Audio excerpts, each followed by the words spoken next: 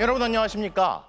마지막에 결국 저와 단일화가 될 거라고 생각한다던 이 국민의힘 김문수 후보의 발언이 나온 지 하루 만에 개혁신당 이준석 후보가 오늘 긴급 기자회견까지 열고 대선 완주를 선언했습니다. 또 단일화 제안에 절대 응할 일이 없다고 강조하며 단일화를 운운하는 국민의힘의 행위가 굉장히 모욕적이라고도 밝혔는데요. 첫 소식 박솔립 기자가 보도합니다. 개혁신당 이준석 후보가 6.3 대선 투표일을 열이틀 앞두고 후보 단일화는 없다고 못 박았습니다. 선거판을 어지럽히는 야합의 길을 가지 않겠다며 완주 의지를 분명히 했습니다. 언제나 정면 돌파하는 길을 선택하셨던 노무현 대통령처럼 이번에는 국민 여러분께서 이준석으로 정면 돌파해 주십시오. 국민의힘을 향해선 당대표 시절 보수 개혁 시도를 짓밟아 놓고 이제와 단일화를 제안하는 건 모욕적이라며 불편한 감정을 숨기지 않았습니다. 핸드폰에서 문자 메시지함을 올릴 때마다 무한한 모욕감을 느낍니다. 2022년도에 상스러운 요구로 문자를 날리던 분들이 이미 전화 수신을 차단했다며 더 이상 감정을 자극하고 정치를 희화화하는 행동을 하지 말라고도 요구했습니다. 이 후보가 단일화 원천 봉쇄에 나선 첫 배경은 최근 지지율 상승에 따른 자신감이 꼽힙니다. 공신력 있는 여론조사 기관인 이 기관들의 연합체인 NBS 조사에서 10%대의 지지율이 나오기 시작했습니다. 굳이 정치적 후폭풍을 각오할 필요가 없다는 판단도 깔린 것으로 보입니다. 앞서 캠프 이동훈 공보단장은 친윤계 인사들이 당권을 줄 테니 단일화를 하자고 제안했다고 폭로했는데 즉각 친한계에선 끊임없이 생존 숙주를 찾는 건 기생충이나 하는 짓이라며 사실상 친윤계를 향한 거친 비판이 나왔습니다. 파면된 대통령 세력이 기생할 수 있는 숙주 역할을 자처할 필요가 없었던 셈입니다. 충분한 반성과 성찰도 없이 단일화만 하면 된다. 이런 얘기를 하는 거는 대선 완주 의지를 거듭 드러낸 이 후보는 인천 인하대를 찾아 20대 청년 민심 공략을 이어갔습니다. 또 채원일 전 천안함 함장을 만나 천안함 자폭설에 대한 입장을 밝히라며 더불어민주당 이재명 후보를 겨냥했습니다. MBC 뉴스 박솔립입니다. 자, 이에 앞서 김문수 후보는 갑자기 40대 총리론까지 꺼내들며 40대인 이준석 후보를 향한 구애를 숨기지 않았는데요. 하지만 이렇게 강력한 단일화 거부 선언이 나오자 김문수 후보 측은 즉각 단일화를 해야 책임 있는 정치인이라는 식으로 표현하며 전향적인 자세를 보여달라고 촉구했습니다. 국민의힘 내부에선 당황하는 분위기도 읽히는데요. 이문현 기자가 보도합니다. 개혁신당 이준석 후보가 단일화 거부를 선언하자마자 김문수 후보 측은 즉각 전향적인 자세를 보여달라는 입장을 내놨습니다. 전체주의 대한민국을 막을 수 있는 유일한 방법이 단일화이고 이게 국민의 여망이라면서 국민의 여망을 받들어야 하는 것이 책임 있는 정치인이라고 했습니다. 김문수 후보와의 단일화를 거부한 이준석 후보가 마음을 돌려 지금이라도 논의에 나서달라고 사실상 촉구한 겁니다. 이준석 후보의 기자회견에 앞서 김문수 후보는 40대 총리론을 꺼내들었습니다. 40대 같으면 대통령 후보 출마 자격도 있지만 또 충분하게 잘 국정을 맡을 수 있다고 저는 생각합니다. 그래서 총리 정도를 40대가 한다고 해서 이상한 일은 아니다. 김 후보는 누구를 염두에 둔 것은 아니라고 했지만 이준석 후보와의 단일화를 위해 제안한 것 아니냐는 해석이 나왔습니다. 김문수 후보는 단일화 의사가 없다는 이 후보의 입장에 대해서도 그럴 수 있다고 말했습니다. 이준석 후보는 자기가 가장 대통령을 잘할 수 있다 이렇게 생각하는 것은 뭐 이상한 일이 아니고 당연히 그런 생각을 할 수 있다고 봅니다. 투표용지 인쇄가 시작되는 오는 25일까지 여유가 있는 만큼 무리해서 압박하기보다는 시간을 두고 단일화 시도에 나서겠다는 의도로 풀이됩니다. 김문수 후보는 이준석 후보와의 단일화에 대해 특단의 대책이라고 표현한 바 있습니다. 지지율을 끌어올릴 방법이 그만큼 절실하다는 건데 당에서는 당황하는 분위기도 읽힙니다. 국민의힘 윤상현 의원은 단일화 논의는 비공개로 해야 한다면서 언론을 통해 논의를 주고받는 상황에 대해 안타까움을 표했습니다. 김문수 후보는 이번 주 수도권에서 나흘 연속 집중 유세를 벌이고 있는데 오늘 정치개혁안 발표와 손학규 전 대표의 지지 선언까지 이끌어내면서 중도층 표심 확보에 주력하는 모습입니다. 국회의원 10% 감축 등 정치개혁을 약속한 김문수 후보는 경기도 광명에 외국 기업을 유치해 일자리 대통령이 되겠다고 했습니다. 또 윤석열 전 대통령의 비상기업을 의식한 듯 자신은 대통령이 돼도 계엄을 하지 않겠다고 강조했습니다. MBC 뉴스 이문현입니다. 오늘 더불어민주당 이재명 후보는 제주도를 찾아 제주 4.3을 언급하며 내란 극복을 외쳤습니다. 필수 지역 의료 강화, 그리고 플랫폼 노동자 고용보험과 아동수당 확대 등의 복지 정책과 맞춤형 공공분양 공급 등의 주택 정책 구상도 내놨는데요. 노무현 전 대통령 서거 16주기인 내일은 김해 봉하마을로 향합니다. 김상훈 기자가 보도합니다. 공식 선거운동 기간 중 처음 제주도를 찾은 더불어민주당 이재명 후보. 제주 4.3을 제대로 진상규명했다면 광주 5.18 민주화운동의 비극도 12.3 비상계엄도 막을 수 있었을 것이라며 이번 대선을 세 번째 제주 4.3을 청산하는 과정이라고 규정했습니다. 4.3이 5.18이 다시 재발되는 그런 사회로 갈 것이냐, 진정한 민주공화국으로 갈 것이냐의 바로 분기점, 역사적 분수령입니다. 제주를 재생에너지 모범도시로 키우겠다는 지역 공약도 내놨습니다. 경남으로 향한 이 후보는 낙동강 벨트의 요충지이자 문재인 전 대통령 사저가 있는 양산에서 집중 유세를 벌였습니다. 이재명 후보는 험지로 꼽히는 부산 경남 지역 포심 공략을 위해 중도 통합과 지역 균형 발전을 강조했습니다. 김경수 전 지사께서 추진하던 부울경 메가시티 해야죠. 그건 장기적으로 반드시 해야 될 일입니다. 그리고 부울경에 순환 교통망이 필요한 것 같아요. 노무현, 문재인 두 전 대통령의 멘토로 알려진 송기인 신부도 만나 각종 현안에 대한 조언을 들었습니다. PK 출신 두 대통령의 정통성 계승을 부각하며 지지층 결집에 나선 걸로 풀이됩니다. 자신의 대표 정책인 기본소득은 기본사회 공약으로 더 확대했습니다. 국가가 국민의 기본적인 삶을 보장하겠다는 건데 구체적으로는 기본사회위원회를 설치해 4.5일제와 정년 연장, 공공의료 확충 등 정책을 책임지겠다는 구상을 내놨습니다. 기본소득을 포함해서 의료, 교육, 복지 여러 영역의 기본적인 수준을 확보해 주는 것이기 때문에 세금을 늘리지 않고도 국가투자펀드나 공공펀드로 일부 재원을 충당할 수 있을 거라고도 덧붙였습니다. 이 후보는 내일 노 전 대통령 서거 16주기를 맞아 김해 봉하마을을 찾아 권양숙 여사와 문 전 대통령을 만날 예정입니다. MBC 뉴스 김상훈입니다. 자, 그럼 현재 시점에서 대선 전체 판세와 남은 변수 뭐가 있을지 정치팀 공윤선 기자와 좀 더 짚어보겠습니다. 자, 공 기자, 대선이 이제 12일 남았잖아요. 사전투표 딱 일주일 남았는데 자, 오늘까지 나온 여론조사들 보면 국민의힘 지지층이 막판에 좀 결집하고 있다 이런 분석도 나오더라고요. 네, 여론조사들을 분석한 MBC 자체 여론조사 분석 프로그램인 여론M을 보면요. 네. 전체 지지율은 이재명 후보 47%, 김문수 후보 36.8%, 이준석 후보 9.7%로 나왔습니다.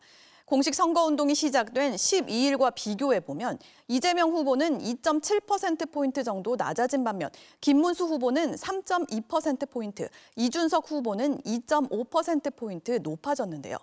16%포인트 이상 낮던 이재명 후보와 김문수 후보의 지지율 격차도 10%포인트 정도 차이로 줄었습니다. 선거가 막판으로 접어들면서 보수층이 결집하는 모양새인데요.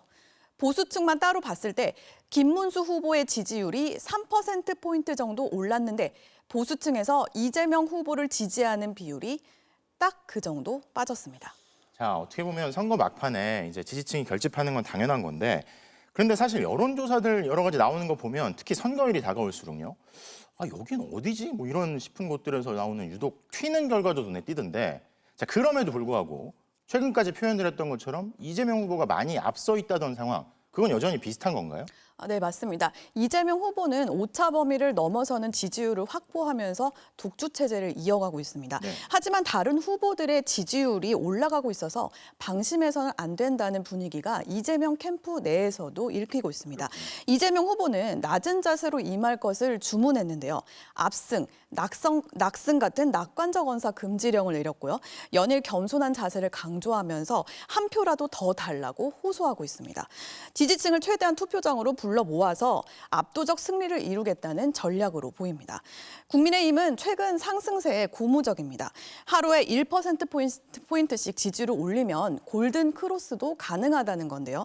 이를 위해 앞으로 남은 일정 동안 부산, 울산, 대구 등 영남 보수층을 결집하기 위해서 총력전을 펼친다는 계획입니다.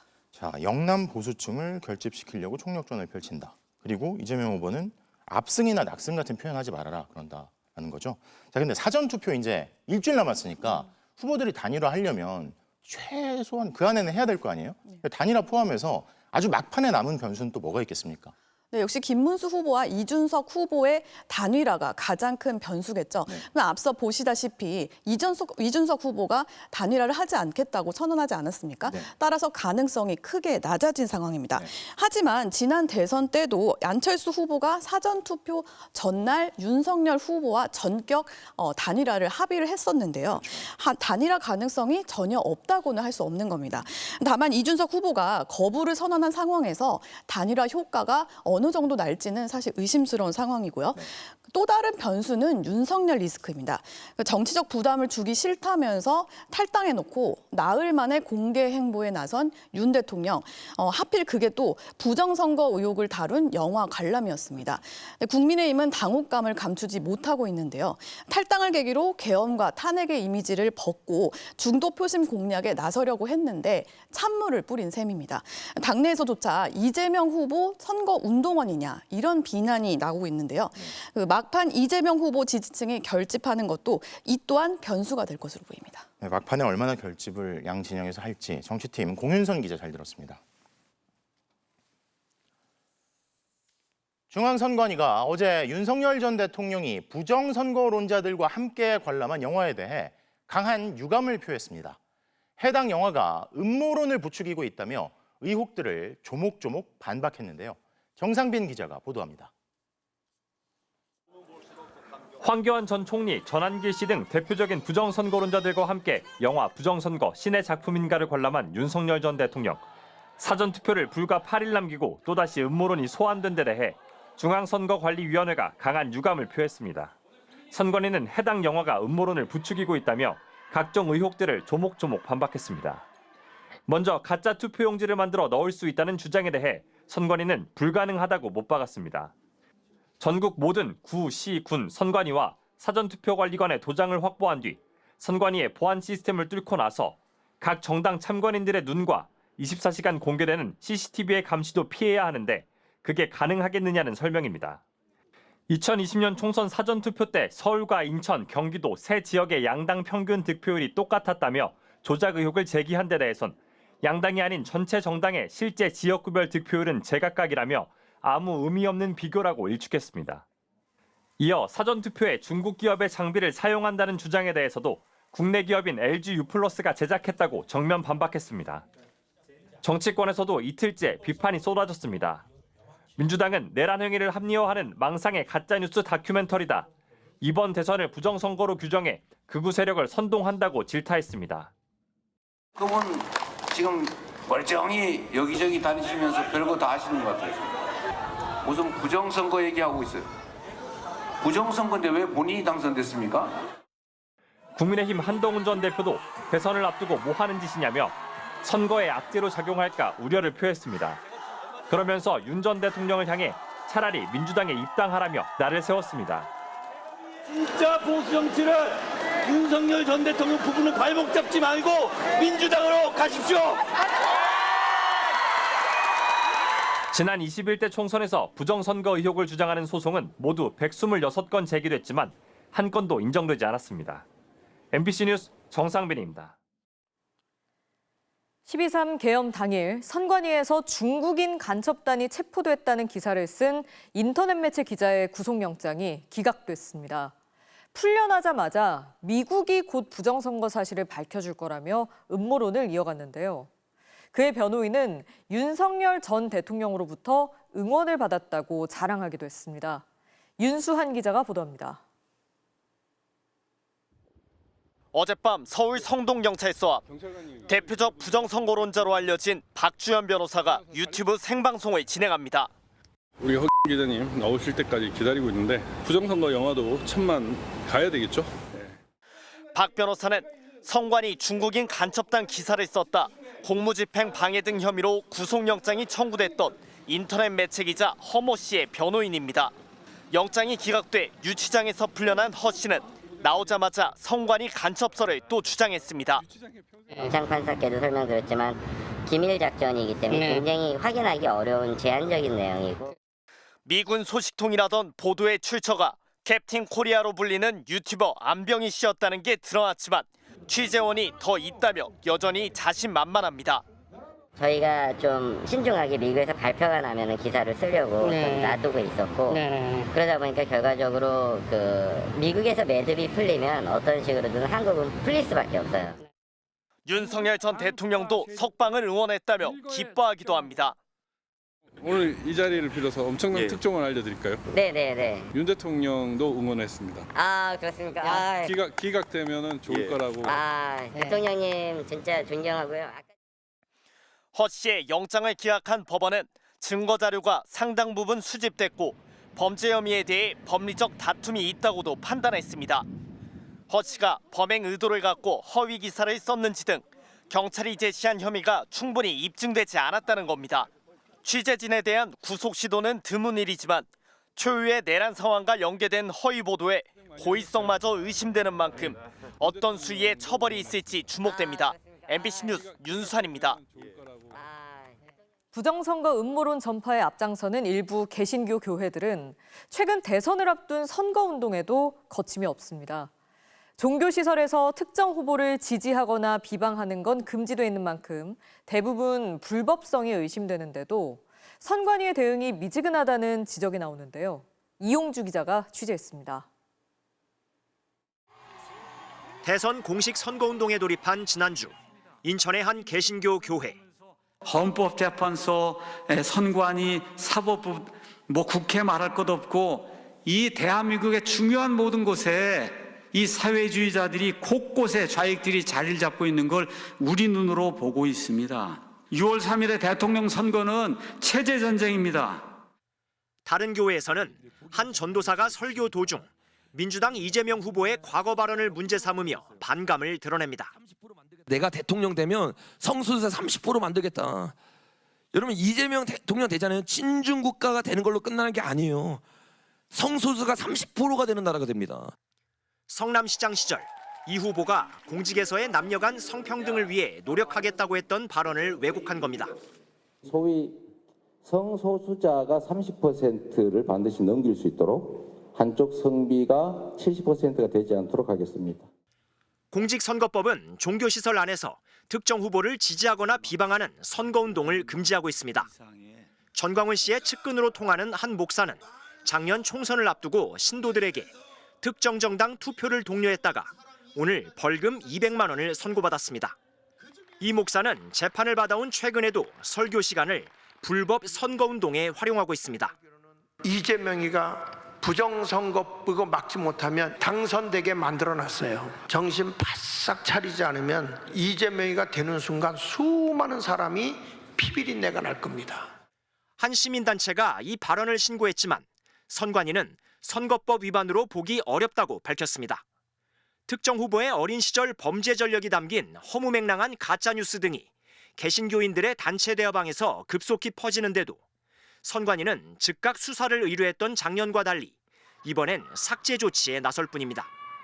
교회 내 불법적인 선거운동이 기승을 부리는데도 당국의 대응이 소극적이란 비판이 나옵니다. 닉네임으로 돼 있기 때문에 특정하기 어렵고 또 삭제하기가 어려우니 사실상 아무런 조치를 취하기가 어렵다라는 식의 납득하기 어려운 통보가 왔습니다. 일부 정치 세력을 지지해주고 지원해주는 듯한 그런 비판을 모면하기 힘들다. 선관위는 일부 허위 사실 공표 혐의의 경우 후보자에 대한 평가나 의견 표명으로 보여 처벌이 어렵고 동일한 가짜뉴스에 대해 작년과 처분이 다른 건 게시의 횟수나 고의성 여부에 따라 대응 수위가 달라진다고 밝혔습니다. MBC 뉴스 이용주입니다. 피부과 원장이자 방송인으로 유명한 개혁신당 이준석 캠프의 함익병 공동선대위원장이 50대 이상 남자라면 룸살롱에 안 가본 사람이 없다고 말했다가 논란을 불러일으켰습니다.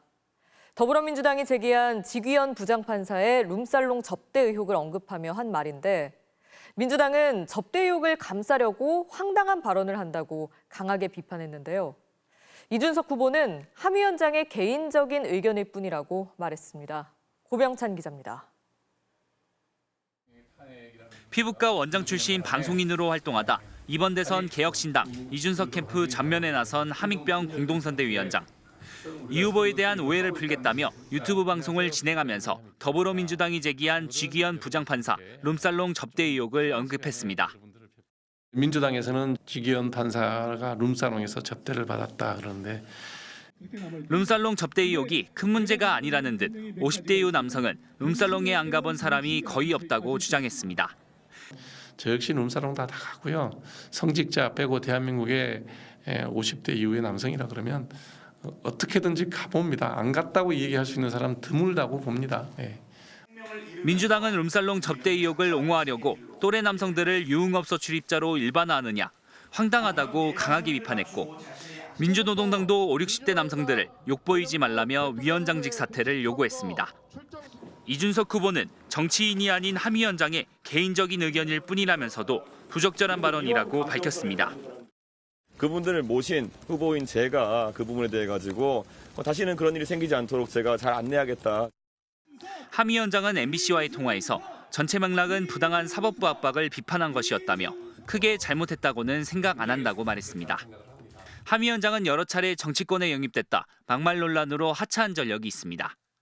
2017년 문재인 캠프에 영입됐다 독재가 왜 잘못된 것이냐는 과거 인터뷰 발언이 확인되며 30분 만에 취소됐고 2021년 윤석열 캠프에도 영입됐다가 역시 군대를 안 가는 여성을 4분의 3만 권리를 행사하라는 발언이 재부각되면서 7시간 만에 취소됐습니다. MBC 뉴스 고병찬입니다. 제21대 대통령을 뽑는 대통령 선거일까지 이제 12일 남았습니다. 유권자들은 어떤 정책에 공감하고 어떤 대통령을 원하고 있을까요? 민심의 바로미터라 불리는 충북 청주, 그리고 젊은 유권자 비중이 높은 경기 화성에서 김정우 기자가 표심의 향방을 살펴봤습니다. 지난 총선에서 약 72만 표, 전체 유권자의 1.6%를 차지했던 충북 청주. 1987년 이후 모든 대선 때마다 청주에서 승리한 후보는 대통령에 당선됐습니다. 이른바 쪽집게 유권자들에게 이번 대선 선택의 기준을 물어봤습니다. 모두 경제 문제를 첫 손가락에 꼽았습니다. 기숙사나 이제 고시원 살 때 조금 물가가 많이 비싼 게 많이 체감되고 뭐 생필품도 사야 되니까 장사는 많이 힘들죠. 가면 갈수록 더 느껴집니다. 당연히 경제 관련 아니겠습니까? 취재에 응한 청주 유권자 17명 중 10명은 누구에게 투표할지 정하지 못했다 답했고 나머지는 마음을 굳힌 상태였습니다. 일단 좀 더 지켜봐야 될 것 같아요. 끝까지 지켜봐야 될 것 같아요. 좀 신중하게 좀 고르는 편이라. 저는 변화 쪽 국민들의 60% 이상이 변화 쪽 아닐까 싶기도 하고요. 지역 화폐라든지 저는 찬성하는 편인데 바꾸는 건 원치 않아요. 정직하고 또 국가를 운영하는 사람이니까 일단은 깨끗한 사람이죠. 유권자 절반 이상이 몰려있는 수도권. 개혁신당 이준석 후보가 예상을 깨고 지역구를 차지했던 경기도 화성을 찾았습니다. 이곳 경기 화성 동탄신도시 유권자 평균 연령은 30대로 젊습니다. 젊은 층 표심은 어디를 향하고 있는지 들어봤습니다. 2년차 신혼부부는 부동산 대출 규제 완화를, 맞벌이 부부는 돌봄 지원 정책을 새 대통령에게 기대했습니다. 분양이 아직 완전히 된 상태는 아니라서 대출이나 이런 거 부담 때문에 국가에서 좀 아이를 전체적으로 좀 폭넓게 케어해 줄 수 있는 그런 프로그램이나 뭐 그런 게 있으면 좀 좋겠다고 생각합니다. 누구에게 투표할지도 물어봤습니다. 아무래도 내란 때문에 합리적으로 생각할 수 있는 예, 그런 분이 좀 대통령이 됐으면 좋겠습니다. 포퓰리즘 정책을 하는 것보다는 성장할 수 있는 기회를 좀 많이 주는 대통령이 나왔으면 좋겠다 이렇게. 전통적인 지역 성향이 강하지 않아 매번 선거에서 캐스팅 보트 역할을 해온 수도권과 중원의 표심은 내란 극복과 경제에 방점을 찍고 있었습니다. MBC 뉴스 김정우입니다. 대통령 윤석열을 파면한다.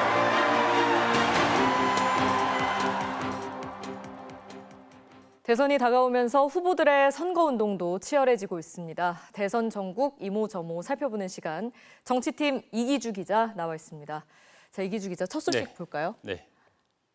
김대남 영입했다 화들짝. 이제 민주당 로고가 띄워져 있는데 먼저 김대남 전 대통령실 행정관이 누군지부터 시청자분들께 좀 상기를 시켜드려야 될 것 같은데요. 네, 윤석열 정부 대통령실 소속이었고요. 작년 국민의힘 전당대회 때 한동훈 전 대표 공격을 사주했다가 논란에 휩싸였던 인물입니다. 당시 녹취를 들어보고 오겠습니다. 네. 이쪽에서도 이제 네거티브 때문에 한동훈 관련된 뭐 엑스파일이든 뭐든 좀 찾고 있으니까 한동훈이 거 뭐 조금 정리가 좀 됐나? 올여일쯤이면 다 완성시키겠습니다, 선배님. 그래.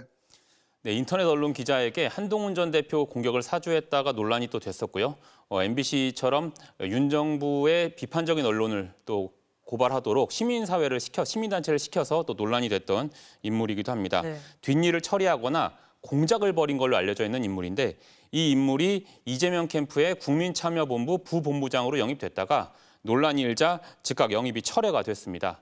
이재명 캠프 진입이 무산이 되니까 김 전 행정관도 태도를 바꿔서 김문수 후보 지지를 선언을 했습니다.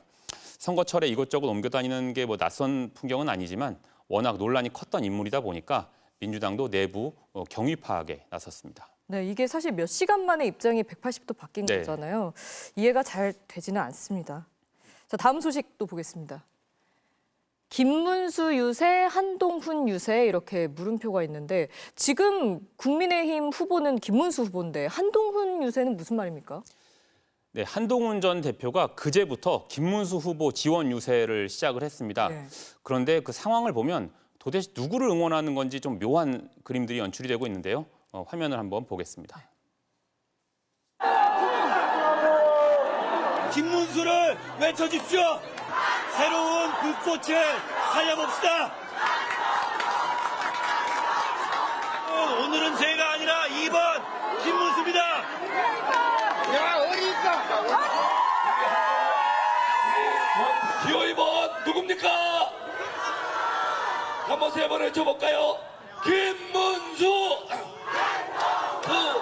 김문수! 김문수! 저는 김문수 후보께 요청합니다. 부정선거의 문제를 음모론과 선을 그어주십시오. 윤석열 대통령 후보와 확실하게 절연해 주십시오.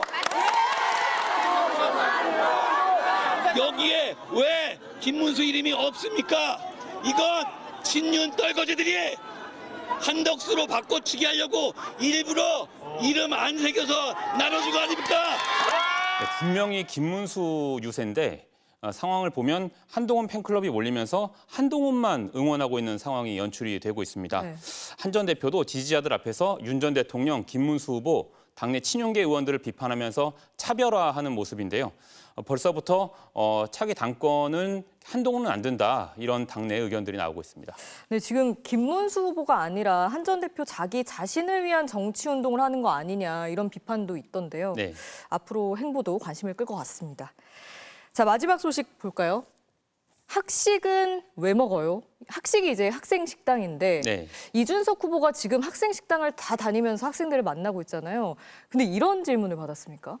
네, 오늘 이준석 후보가 인하대 학생 식당을 찾았습니다. 분위기는 화기애애했는데요. 이준석 후보 옆에 테이블에 앉아있던 학생들 중에 일부가 인하대는 혐오를 환영하지 않는다. 또 대표 업적은 갈라치기다 등의 문구를 걸어두고 시위를 벌인 겁니다. 또 식당 앞에는 대학생 공약도 없는데 학식 왜 먹냐 이런 문구가 걸리기도 했는데요. 평소 이준석 후보가 여성가족부 폐지 등을 주장을 했고요. 그러면서 갈라치기나 혐오 정치에 특화됐다, 젊은 꼰대다 이런 비판을 받았잖아요. 이런 비판들이 쏟아지니까 이 후보가 여기에 대해서 입장을 또 냈습니다. 자신에게 한 400명 정도가 사진 찍자고 하면 2명 정도가 그런 의견을 내는 거다라면서 대수롭지 않다는 반응을 보였습니다. 네, 여기까지 듣겠습니다. 이기주 기자 잘 들었습니다.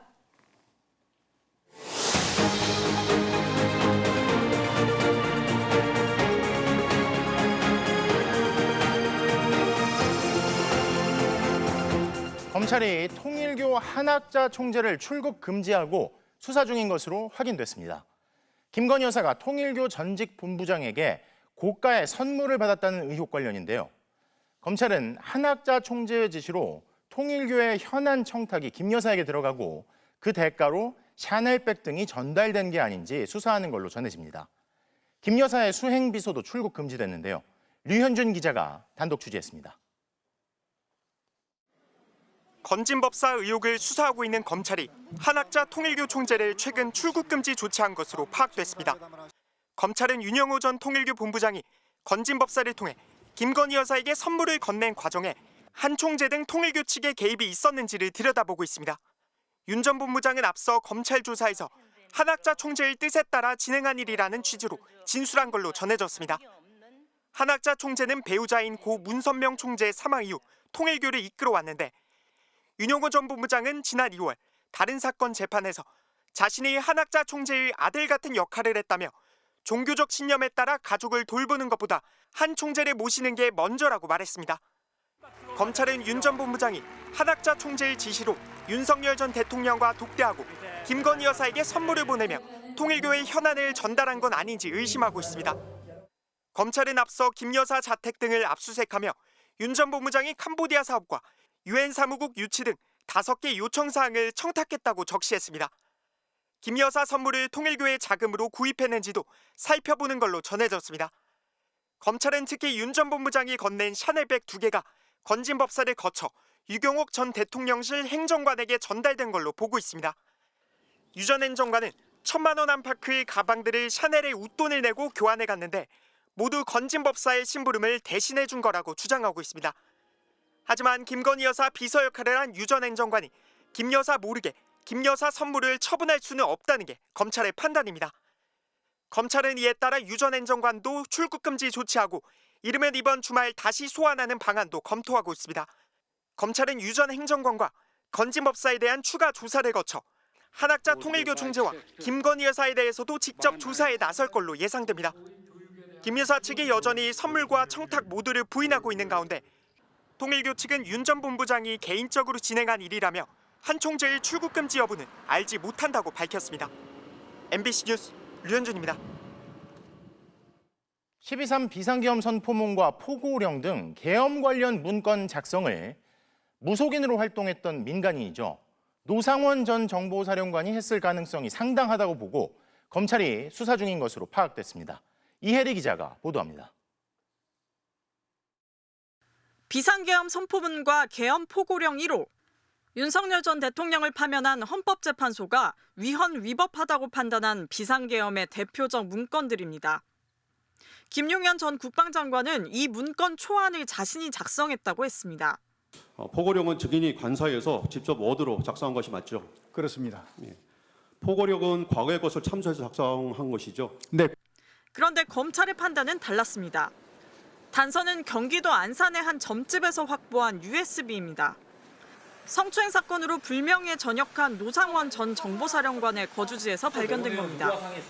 올해 2월 검찰은 USB 속 문건들을 근거로 비상계엄 관련 문건들과 노상원 작성 문건들의 유사성 검토라는 제목의 수사 보고서를 작성했습니다.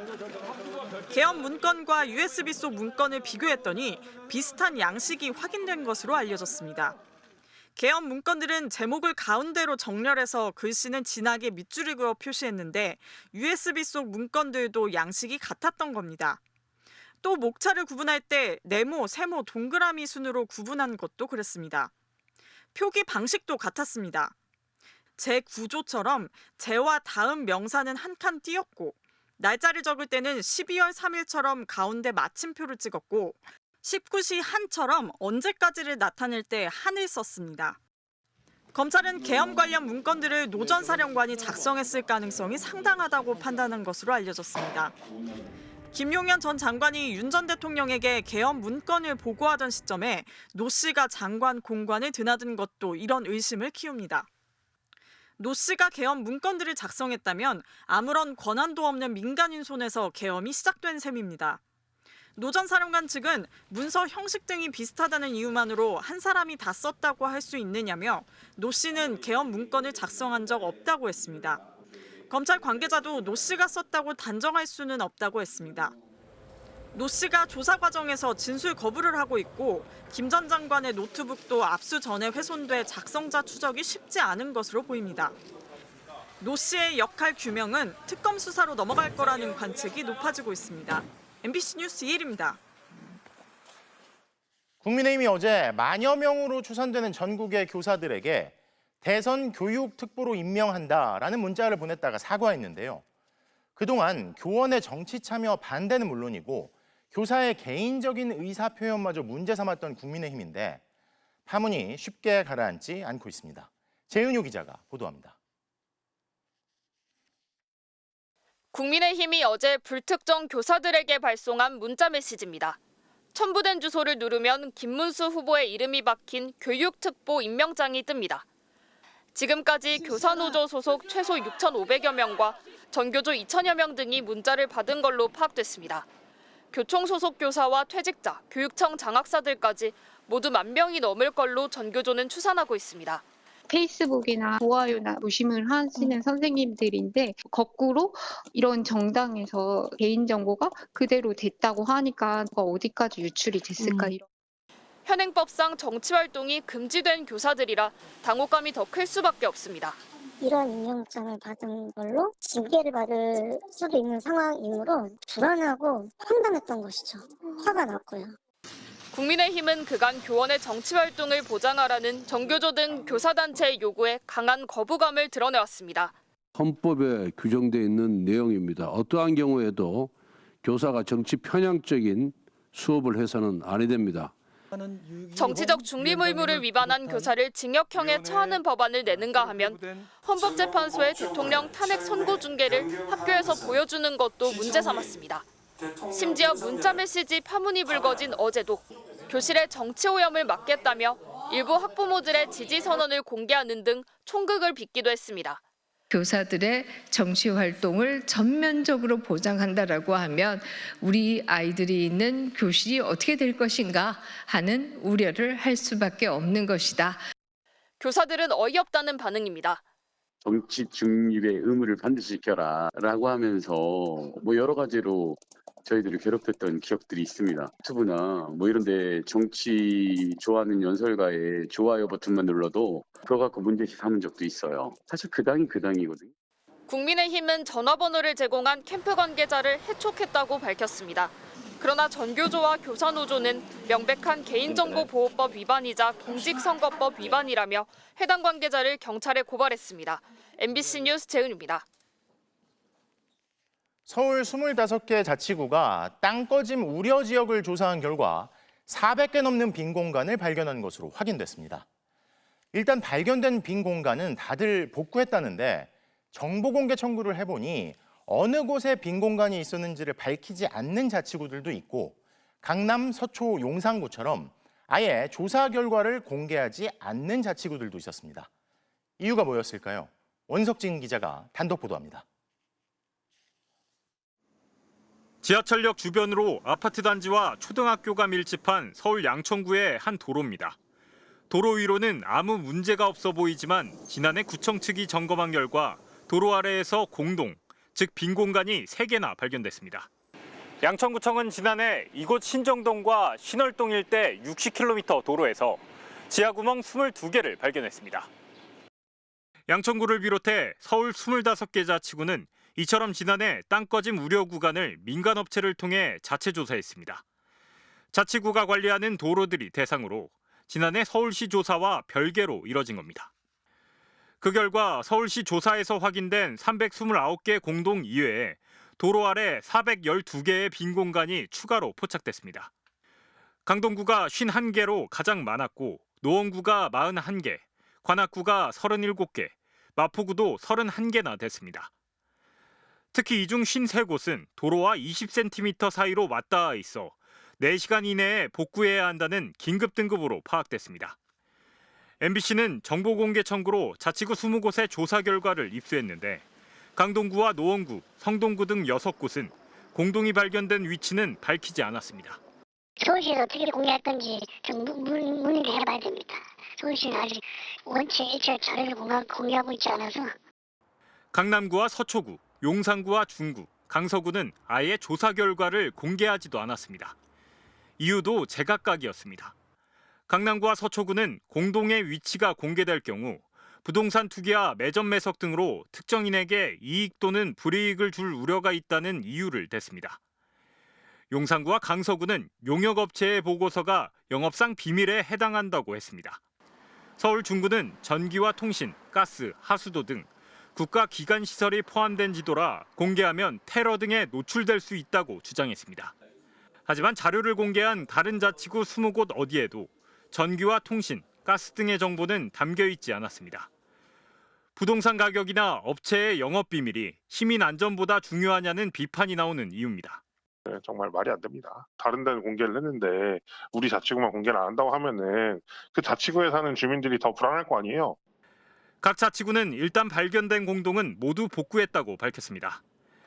지난해 집안치마 특별점검 보고서를 역시 공개하지 않았던 서울시는 MBC 보도 이후 지난달부턴 고위험 지역에 대한 지표 투과 레이더 검사 결과를 인터넷에 알리고 있습니다. MBC 뉴스 원석진입니다.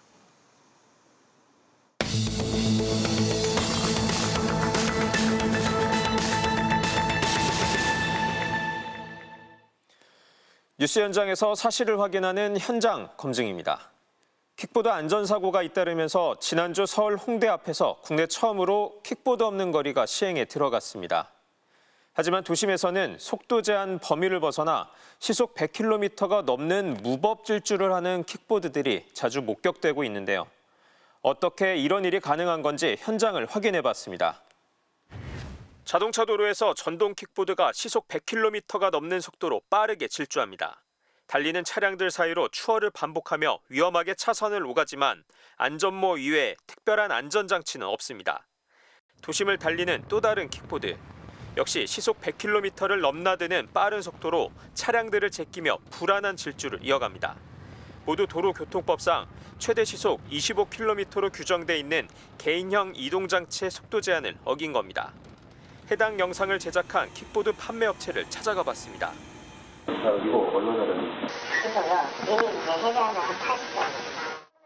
곧바로 킥보드의 속도 제한 장치 해제를 언급합니다. 불법이 아닌지 묻자 경찰 단속은 걱정할 필요 없다고 말합니다. 그거는 이제 도로교통법상 그리고 앞에 돌아다니는 오토바이들 있잖아요. 거의 90% 이상 큰 불법입니다. 취재진임을 밝히고 불법 주행 영상을 올리는 이유를 묻자 황당한 답변이 돌아옵니다. 그 부분은 자유 공간인데 그래서 우리는 그냥 놀고 그런 거예요. 또 다른 킥보드 판매 업체를 찾아가 봤습니다. 가격이 얼마나 해요? 25만 원. 속도 얼마까지 나갈 수 있어요? 얘는 25km 제한돼서 들어와서 그렇게 판매해요. 속도 제한을 풀 수 있는지 묻자 소비자가 직접 하면 된다며 방법을 알려줍니다. 뭐 유튜브나 구글이나 검색하면은 해제한 거 다 나오네. 시속 25km 이하의 제품만 판매 인증을 받을 수 있는 점을 이용해 일단 규정대로 판매한 뒤 소비자가 속도 제한을 풀 수 있도록 안내하고 있는 겁니다. 이 발판 풀게 되시면은 그 안에 그냥 똑같이 생긴 칩이 있거든요. 바깥 끼우면은 최대 출력을. 현재 소비자가 직접 속도 제한 장치를 해제하는 것에 대해서는 처벌할 법이 없는 상황. 킥보드가 달리고 있는데요. 시속 45km, 46, 47이 넘게 달리고 있습니다. 전동 킥보드 사고는 2020년 897건에서 지난해 2232건으로 급증했고 부상자 수도 2배 이상 늘었습니다. 지난해 국회에는 개인이 킥보드의 속도 제한 장치 등을 개조할 경우 처벌하는 내용의 법안이 제출됐지만 아직 해당 상임위조차 통과하지 못하고 있는 상황입니다. 현장 검증 김태윤입니다. 쿠팡이 자체 브랜드 상품인 PB 상품 등의 판매를 늘리려고 검색 순위를 조작한 혐의로 재판을 받고 있죠. MBC가 검찰 공소장을 입수했는데요. 검색 순위 상단에 올려야 할 상품이 많아지자 알고리즘을 새로 개발하는 등 장기간에 걸쳐 치밀하게 검색을 조작한 정황이 담겨 있었습니다. 공태현 기자가 단독 보도합니다. 쿠팡 검색칸에 생수를 쳐봤습니다. 쿠팡 자체 브랜드 제품인 탐사수가 검색 1위로 나옵니다. 쿠팡은 물과 생활용품, 식품까지 자체 브랜드를 단 PB 제품을 판매하고 있습니다. 공정위와 검찰은 쿠팡이 탐사수와 리빙박스 같은 PB 제품 등을 검색 상단에 오도록 순위를 조작했다고 보고 있습니다. 자체 PB 상품뿐 아니라 일부 대형 납품업자와도 검색 순위 최상단 고정 노출을 계약한 것으로 나타났습니다. 검찰은 공소장에 쿠팡이 2019년 3월 곰곰 크리스피롤 등 61개 PB 상품을 61회에 걸쳐 원하는 검색 순위에 고정 노출했고, 같은 해 5월 애플 아이맥 컴퓨터 등 66개 직매입 상품을 143회에 걸쳐 최상단에 고정 노출했다고 적시했습니다. 쿠팡은 이를 위해 프로덕트 프로모션이란 알고리즘을 이용했는데, 검색 순위를 바꿔야 할 상품이 많아지자 인력과 시간을 줄이기 위해 검색 순위를 자동으로 변경하는 프로모션 트위들러라는 새 알고리즘까지 개발했습니다. 쿠팡은 내부적으로 인위적인 검색 순위 조정이 법적 문제가 될 수 있다는 이야기가 나오자 패션 상품 대상으로 일정 조건을 맞추면 검색 기본 점수를 일괄적으로 1.5배 가중하는 알고리즘까지 개발해 같이 사용한 것으로 드러났습니다. 쿠팡은 검색 순위는 쿠팡 랭킹 순으로 매겨지는데 판매 실적과 고객 선호도, 경쟁력 등을 반영한다고 설명해 왔습니다. 하지만 검찰은 쿠팡이 이렇게 알고리즘을 사용해 검색 순위를 바꾼 건 정상적인 과정을 거쳐 산출된 검색 순위를 무시한 것이라고 적시했습니다. 검찰에 따르면 이런 식으로 검색 순위가 조작된 상품은 지난 2019년부터 5년간 16만 6천여 차례에 걸쳐 5만 1,300여 개에 이릅니다. 검찰은 쿠팡이 검색 상단에 노출되면 판매가 증가한다는 점을 이용해 PB 상품 재고를 소진하는 건 물론 납품업자에게서는 판매 장려금도 받고 협상력도 높이기 위한 목적으로 검색을 조작했다고 보고 있습니다. 이미 쿠팡에 이미 자리를 잡아버렸기 때문에 너무 화가 나죠. 그러니 불공평해진 걸 기울어주는 동작이죠. 그건 당연히. 예. 쿠팡이 그렇게 그냥 순위 조작을 하면은. 쿠팡 측은 검색 조작 혐의에 대해 향후 재판 과정에서 충실히 소명하겠다고 밝혔습니다. MBC 뉴스 공태현입니다. 미국 워싱턴 DC 한복판에서 이스라엘 대사관 직원 2명이 총격을 받고 숨지는 사건이 발생했습니다. 총격 직후 경찰에 붙잡힌 용의자는 팔레스타인 해방을 외쳤는데 당국은 반유대주의 테러로 보고 수사하고 있습니다. 천현우 기자입니다. 현지 시각 21일 밤 미국 수도 워싱턴 DC 시내 중심부에서 이스라엘 대사관 직원 2명이 총에 맞아 숨졌습니다. And he shot this young couple. It was terrible. 용의자는 시카고 출신의 30살 남성 엘리아스 로드리게스. 가자 지구를 위해 범행을 저질렀다며 팔레스타인 해방을 반복해 외쳤습니다.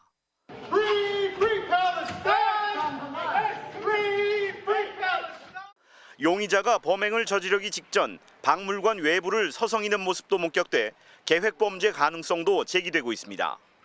희생자 2명은 약혼을 앞둔 젊은 남녀 직원으로 유대인 박물관 행사에 참석했다 귀가하는 길이었습니다. The young man purchased a ring this week with the intention of proposing to his girlfriend next week in Jerusalem. 이스라엘은 반유대주의 테러이자 타락한 행위라며 분노를 감추지 못했습니다. 트럼프 대통령은 반유대주의에서 비롯된 끔찍한 사건이라며 희생자들을 애도했습니다. We'll be doing everything in our power to keep all citizens safe, especially tonight our Jewish community. 이번 사건은 이스라엘이 가자 지구에서 대규모 병력을 동원해 군사 작전을 벌이는 시점에 발생했습니다. 가자 주민 수백 명이 숨지면서 미국 내에서 대학가를 중심으로 반이스라엘 시위가 격렬해지며 긴장이 고조되던 상황입니다. FBI는 이번 사건을 증오범죄로 규정하고 본격적인 수사에 나섰습니다. MBC 뉴스 천현우입니다.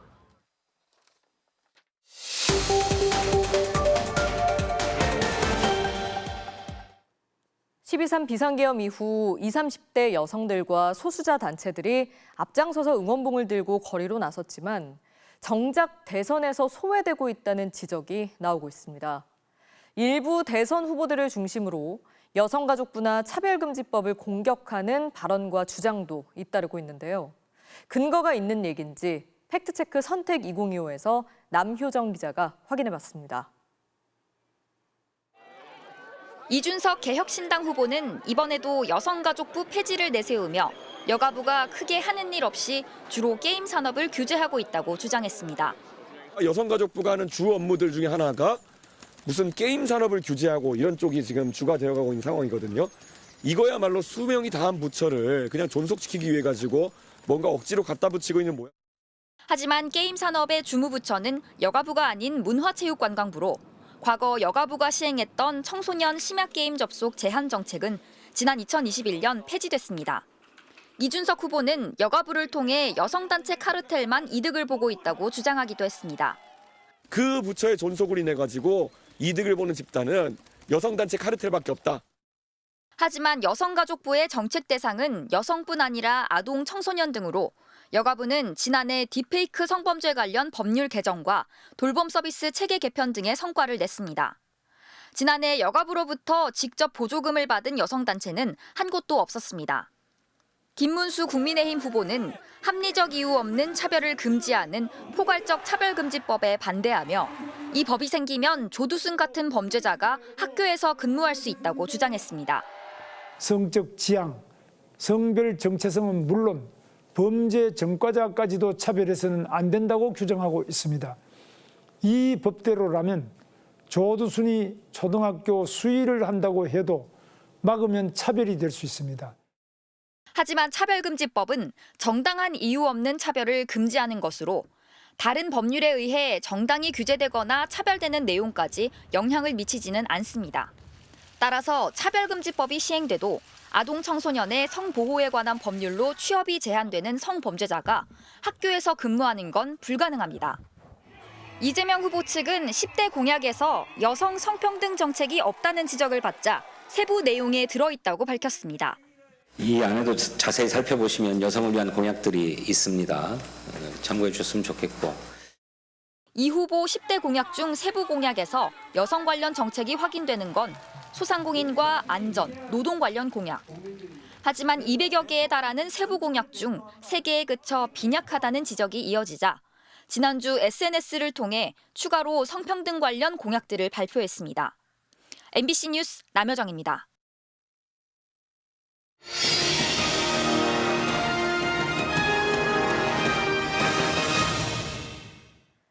얼마나 친환경적으로 기술을 개발하고 제품을 만드는지가 기업의 경쟁력을 결정짓는 요소가 됐죠. 탄소 배출에 대한 국제사회 규제에 어떻게 대응할지도 중요한 국가 과제가 됐습니다. 그렇다면 대선 후보들은 어떤 에너지 공약을 내세우고 있을까요? 김현지 기자가 짚어봤습니다. 끝이 보이지 않게 펼쳐진 태양광 발전 설비들. 10만 명이 1년을 쓸 수 있는 그런 발전량이다. 하루 평균 100만 킬로와트시가 생산되지만 종종 발전에 멈춥니다. 출력 제한 때문입니다. 송전량보다 발전량이 더 많으면 대규모 정전이 발생할 수 있습니다. 여기서 남아도는 전기를 수도권 쪽으로 보내야 되는데 그런 송 배전망이 없어서 지금 못 보내고 있어서. 재생에너지 발전 시설이 있어도 인프라가 미처 갖춰지지 못해 활용이 더딘 겁니다. 우리나라 신재생 에너지 비중은 전체의 10%로 여전히 OECD 최하위입니다. 재생에너지는 이제 국가산업 경쟁력의 지표입니다. 구글과 아마존, 삼성전자 등 글로벌 기업들은 재생에너지만 사용하겠다는 아리백에 참여하고 있습니다. 제품 생산 중 배출된 탄소의 양에 따라 관세를 부과하는 유럽의 탄소 국경세도 내년부터 본격 시행됩니다. 후보들의 친환경 에너지 공약을 살펴볼까요? 전 세계가 기후위기 때문에 재생에너지 사회로 전환되고 있는데 우리는 재생에너지에 대한 대책이 거의 전무하다시피 해요. 대대적으로 신속하게 키워야 됩니다. 이재명 더불어민주당 후보는 전남 서해안에서 집중적으로 생산되는 재생에너지를 전국으로 보급하겠다고 밝혔습니다. 용인 반도체 클러스터 등으로 연결되는 해저 송전망을 구축하겠다는 구상입니다. 하지만 반도체 클러스터 완공은 5년 뒤인데 송전망은 그보다 10년 뒤에나 구축될 계획이라 그동안 원자력과 화력에너지에 기댈 가능성이 큽니다. 재생에너지가 다시 뒷전으로 밀려나지 않을까 우려가 나옵니다. 재생에너지를 산업단지가 있는 곳에 끌어다 대는 개념이면 안 된다는 거예요. 생산이 되는 곳에서 그 인근 주민들이 자립을 할 수 있는 기본 디자인을 하는 것이 잘 관리되는 원전은 위험한 것이 아니라 오히려 더 안전하고 더 친환경적이다. 김문수 국민의힘 후보는 재생에너지 공약 대신 원전이 친환경 에너지라고 강조했습니다. 신규 원전을 차질 없이 추진하고 한국형 소형 모듈 원전 SMR을 상용화하겠다고 했습니다. 윤석열 정부 정책과 맥을 같이 합니다. 아리백을 하지 않으면 기업들이 이제 그 물건을 납품을 할 수 없기 때문에 근데 아리백 하기 힘든 우리나라 같은 경우는 공장을 못 짓는 거죠. 이준석 개혁신당 후보는 탈원전 재생에너지만 외치는 것은 전기요금 폭탄이라고 밝혔지만 구체적 내용은 내놓지 않았습니다. 권영국 민주노동당 후보는 재생에너지 비율을 10년 뒤까지 60%로 올리겠다고 했는데 실현 가능성이 낮다는 지적이 나옵니다. MBC 뉴스 김현지입니다. 일본에서는 쌀값 고공행진이 도무지 멈출 조짐이 없어 보입니다. 현지의 농부들도 이런 상황은 처음이라며 당혹스러워하고 있는데요. 도쿄에서 신지영 특파원이 전합니다. 일본 치바현에서 23년째 벼농사를 짓고 있는 와타나베 씨. 이런 소동은 처음이라고 말합니다. そんなにお米がないものなのかなっていうのが正直な感想です。 올해는 그동안 해왔던 사료용 벼 대신 값을 더 받을 수 있는 식용 벼를 심었더니 벌써 거래하자는 연락이 왔습니다. 農協さんに全部出していたものを主食米を作るので消費者の方から売ってくれないかっていうような 부르는 게 값이어서 햅쌀이 나온다 해도 가격 하락을 기대하기 어려운 상황입니다. かなりの業者さんが直接取引にですね伺っているみたいで、農協の価格 JA の価格よりも高い金額で 1년 새 2배가 된 쌀값은 도무지 진정될 조짐이 없습니다. 5kg 평균 4,268엔으로 역대 최고치를 또 경신했습니다. 4만 원이 넘는 건데 한국보다 2배 이상 비싼 가격입니다. 일본 정부가 비축미를 20만 톤 이상 풀었지만 시중에 유통된 건 10%도 안 됩니다. なかなか買うのがきつくて、他の麺類とかパン類に 장기간 이어진 감산 정책에 기상이변이 겹쳤고 여기에 유통 구조의 난맥까지 얽혔습니다. 一時的な現象ではなくて構造的なものではないかというような思いも持っております。自給率が 38% という状況は決していいことだと思っておりません。 그 와중에 책임 장관은 집에 쌀이 넘쳐 사본 적 없다고 말했다가 여론의 문매를 맞고 경질됐습니다. 식량 자급률이 49%에 불과한 한국 역시 안심할 수만은 없습니다. 특히 생산 농가와 재배 면적이 줄어드는 상황에서 공급 불안을 해소할 수 있는 대책을 늦기 전에 논의해야 한다는 지적입니다. 도쿄에서 MBC 뉴스 신지영입니다. 서울시가 숨긴 땅꺼짐 위험 지역을 보도한 MBC 사회팀의 원석진, 강은 기자가 방송기자연합회가 선정하는 제199회 이달의 방송기자상 기획보도 부문을 수상했습니다. 심사위원들은 거듭되는 땅꺼짐 사고로 불안감이 커지는 상황에서 서울시가 조사하고도 공개하지 않은 자료를 끈질기게 찾아내 세상에 알렸다고 평가했습니다. 인디애나 할리버튼의 보기 드문 버저비터입니다. 한 번 튀고 절묘하게 다시 들어간 이 슈팅 덕에 팀도 컨퍼런스 결승 2차전에서 승리했네요. 목요일 밤 스포츠 뉴스였습니다.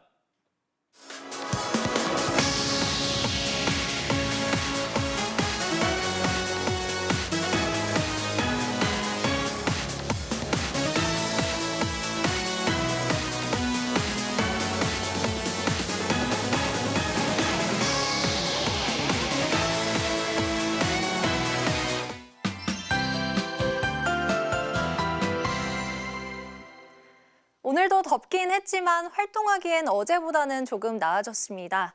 어제와 오늘 최고 기온을 비교해 봤는데요. 30도를 웃도는 붉은색 지역이 오늘은 확연히 줄어들었고요. 동풍까지 더해지면서 동해안 지방은 선선함도 감돌았습니다.